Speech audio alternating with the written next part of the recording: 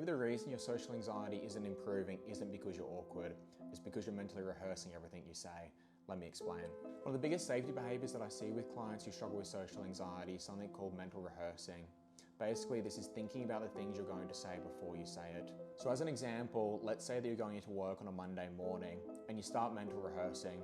You might start thinking about all the different questions that you can ask your colleagues to make sure that it isn't awkward.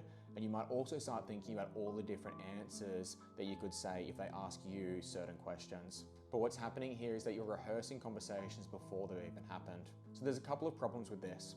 The first is that we're not actually present during the conversation. We're thinking about all the things that we've already planned. So what that means is that we're actually much more likely to make a social mistake and for the conversation to not go how we want it to. The other thing that can happen is that the conversation feels clunky and awkward because it's so scripted, which again makes us leave the conversation feeling as though we didn't perform well. The last thing that can happen is that the conversation does go well, but the problem with this is that then our brain learns that in order for me to perform socially, I need to pre-plan conversations.